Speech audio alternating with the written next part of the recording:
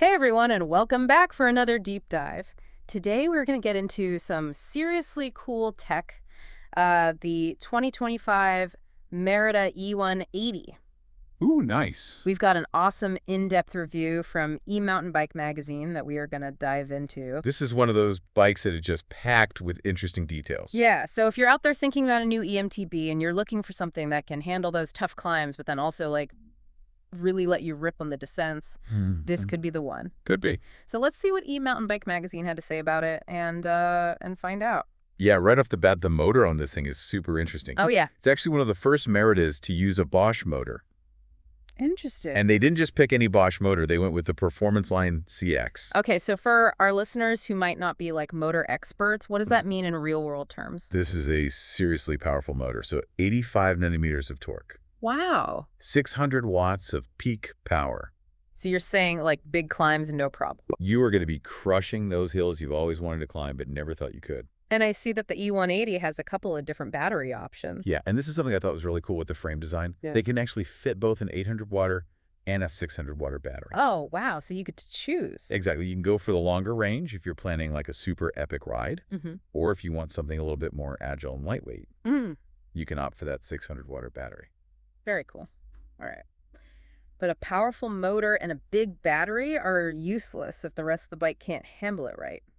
What did they have to say about the build? Oh, this thing is ready to shred some serious trails. Okay, good. The suspension is top-notch. We're talking a 180mm RockShox ZEB Ultimate Fork. Oh, nice. And a Vivid Ultimate Shock. So basically this bike laughs in the face of rough terrain. Pretty much, yeah. And they didn't skimp on the other components either. Oh, good. It's got a Shimano DEOR XT drivetrain and brakes. Nice. And that means reliable and durable, right? Exactly. And for the tires, Maxxisa Tichigai and Minion DHR2 combo. Have you ridden with that combo? I have, and oh man, the grip is insane. It's like they're glued to the trail. Yeah, totally agree. And they also mentioned a pretty sweet dropper post. Yes, the Merida Expert TR2 dropper post. Okay. With a massive 230 millimeters of travel. Whoa. Adjustable all the way down to just 30 millimeters, so you can really fine-tune it for any situation. Nice. All right, so we've got a killer motor, big battery, bomb-proof, build components that are ready for anything. Yep. But what's it actually like to ride? What did the reviewer have to say about that? Well, the E-MOUNTAINBIKE Magazine reviewer, Ben A., said the E180 delivers a super comfortable and confidence-inspiring ride. Okay. And he specifically called out the bike's geometry as a real highlight. He mentioned the relatively short reach and the low seat tube. Okay. For those of us who aren't geometry experts, break that down for us. What does that actually mean for the rider? Basically, it just means the bike feels really stable and balanced, especially when you're on steep descents. And that low seat tube is a particularly smart design choice because it gives you more flexibility in terms of choosing the right frame size for your height and riding style. So it sounds like Merida put a lot of thought into making this bike comfortable and intuitive to ride. Absolutely. But Benet did mention one little thing that's worth noting. He said the E180 has a pretty low bottom bracket. Okay, now I know that's a term that some folks might not be familiar with. Yeah. So can you tell us what a low bottom bracket is and why it matters? Yeah, so the bottom bracket is basically where the cranks rotate. Okay. And a lower bottom bracket means the bike's center of gravity is closer to the ground. Okay. Which can be great for stability. It can make the bike feel really planted. But it also means you got to be a little bit more careful about pedal strikes, especially when you're climbing technical trails. Okay, so it's a bit of a trade-off there. Right. But Benet said that climbing was super smooth thanks to that powerful Bosch motor. Just got to watch out for those pedals on trickier climbs. Got it. So it sounds like Merida found a good balance between climbing ability and downhill performance. Yeah, I think they did a really good job there. Cool. All right, so let's get into the nitty-gritty of how this thing actually rides on the trail. What were Benet's impressions? He was super impressed with how it handled the descents. He said the suspension felt plush and it just sucked up all the bumps and drops. And overall, the ride was really stable, which gave him a ton of confidence. That 180 millimeters of travel front and rear, that's a lot of squish. Yeah, seriously. And even with all that travel, he said it still felt supportive and responsive. Yeah, that's key. Yeah. It's not just about soaking up bumps. You want to maintain control and you want to maximize performance. Exactly. But he did say that it wasn't the most agile bike, especially on tight, twisty single track. Yeah, that makes sense. It's a common trade-off with longer travel bikes. You get that stability at speed, but you might sacrifice a little bit of agility. But it sounds like the E-180 really shines on those steep, challenging descents. Definitely. And for riders who are into bike park jumps and drops, this thing sounds like it would be a blast. Oh, yeah. Benet even mentioned how the bike really comes alive in those scenarios. The suspension just eats up those landings, even if they're not perfect. That's interesting.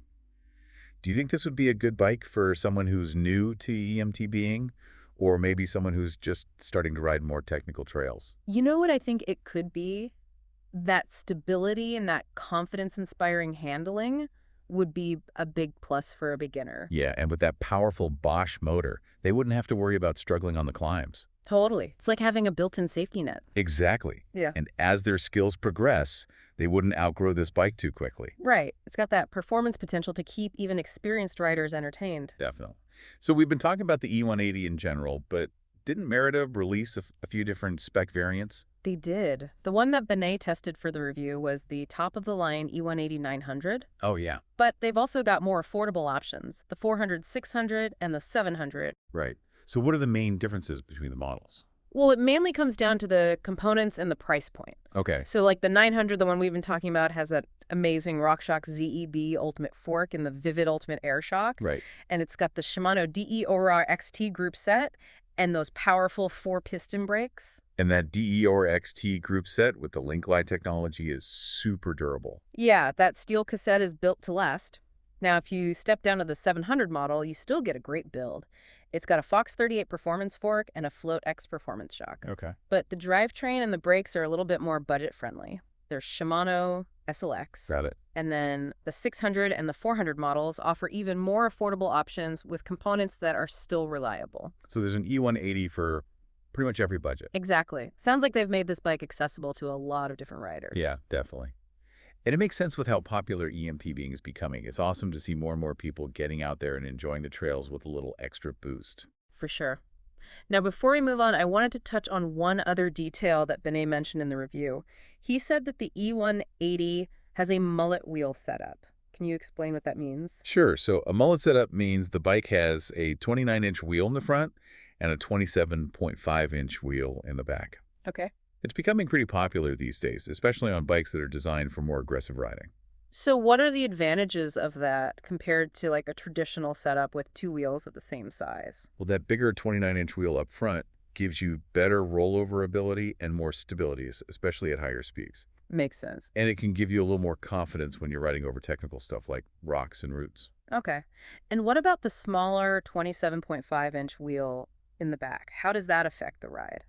So that smaller wheel makes the back end of the bike feel a little more playful and agile, Okay. and it allows them to use shorter chain stays, which can improve the bike's handling in tight corners. So it sounds like Merida is trying to combine the best of both worlds. The stability and the confidence of a 29er with the agility and playfulness of a 27.5-inch bike. Exactly. And Benet seemed to think they did a good job. He said the bike handled both high-speed descents and technical climbs really well. So we've been talking about the E180 as an EMTB, but do you think it has potential for other types of riding, like maybe bike packing or multi-day epics? That's an interesting thought. Yeah. I think it could handle that kind of stuff. Yeah. That big battery would be a huge plus for long distances, and the comfortable geometry would be appreciated on those long days in the saddle. Totally. And I was looking at some pictures, and it looks like there are mounting points on the frame for racks and stuff. Oh, nice. So it seems like they designed it with versatility in mind. Yeah, definitely. It's cool to think about all the possibilities. Exploring remote trails, conquering mountain passes, all that good stuff. It'd be fun to see how it performs outside of its intended element, so to speak. I love that idea. Breaking boundaries and pushing the limits of what's possible on an e-bike. And that's what's so cool about this bike. It's not just a bike. It's a tool for adventure. All right, well, I think we've covered a lot of ground here. We've talked about the technology, the components, the performance on the trails, and even brainstormed some potential adventures. Yeah, we've really gotten to know this bike. But there's one more thing I want to talk about. Okay, I'm saying. Remember how E-MOUNTAINBIKE Magazine called it a peak conqueror? Yeah. It got me thinking, what does it really mean to conquer a peak in the world of mountain biking? Yeah, it's a good question. It's not just about getting to the top of the mountain, right? No, definitely Yeah. not. It's about the whole experience, the ups and downs along the way, the Yes. challenges you overcome. Exactly. And with an e-bike like the E180, it adds a whole new layer to that idea of conquering a peak. Hmm. How so? Well, it's not about replacing your own effort. It's about amplifying it. It's about being able to go further and explore trails that you might not have been able to reach before. Yeah, that makes sense. It's like it opens up new possibilities. It really does. Hmm. And I think it speaks to how mountain biking is evolving. It's not just for like hardcore athletes anymore. Right, it's becoming more accessible. Exactly. More inclusive. And it's really just about getting out there and having fun on the trails. Exactly. Yeah. And the E180, I think it really embodies that. It's a bike that can help riders of all levels experience that thrill of conquering a peak, whether it's a literal peak or just a personal challenge. That's a great point. So as we wrap up our deep dive here, I want to leave our listeners with this thought. It's not just about the bike itself. Mhm. It's about the adventures that are out there waiting foul. It's Yeah. about the challenges you'll overcome, the views, you'll see the stories you'll create. The bike is just the beginning. The rest is up to you. Couldn't have said it better myself. I hope this deep dive has inspired everyone listening to get out there and explore some new trails and push their limits and really embrace what e-mountain biking is all about. I hope so too. And if anyone wants to learn more about the E180, I definitely recommend checking out that full review from E-MOUNTAINBIKE Magazine. Yeah, they've got tons of great info and the photos are amazing. Awesome. Well, that brings us to the end of our deep dive into the Merida E180. Thanks for joining us. Until next time, happy trails, everyone. Right on.